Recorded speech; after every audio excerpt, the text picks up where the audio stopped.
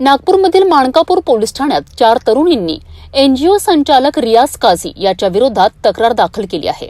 या तक्रारीनुसार रियाज काझी हा तरुणींना नमाज पठण करण्याकरिता आणि मुस्लिम धर्माच्या काही चालीरीती पाळण्याकरिता दबाव टाकत होता।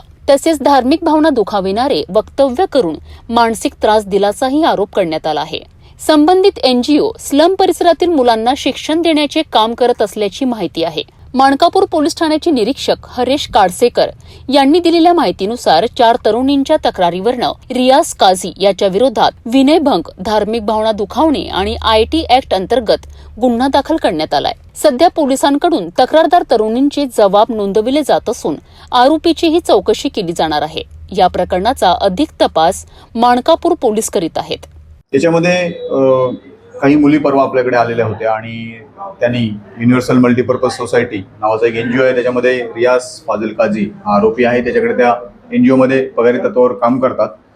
त्या मुलींनी आपल्याकडे तक्रार दिली आणि त्यांनी सांगितलं की त्याच्यापैकी एक जी मुलगी आहे तिचा 1.5-2 वर्षापूर्वी आरोपीने विनयभंग केलेला आहे। मुलींना तो मुस्लिम चालीरीतींची काही माहिती देत होता आणि 8 दिवसापूर्वी एका मुलीच्या आईला फोन करून आरोपीनं इतर मुलींच्या कॅरेक्टरविषयी काही निगेटिव्ह माहिती दिली, कॅरेक्टरविषयी चुकीच्या गोष्टी सांगितल्या आणि त्याच्यामुळे त्या मुली एकत्र आल्या आणि परवा आपल्याकडे तक्रार दिलेली आहे।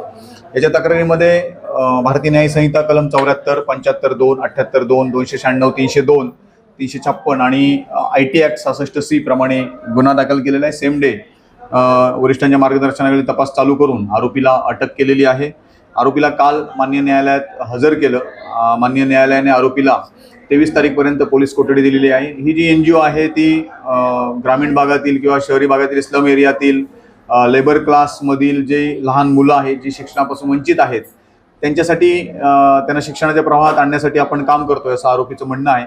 आणि सध्या आरोपी पोलीस कोठडीत असून 4 मुली विक्टीम आहेत, आपल्यापर्यंत पोहोचलेल्या आहेत। एकच आरोपी यामध्ये आहे आणि पुढील तपास चालू आहे।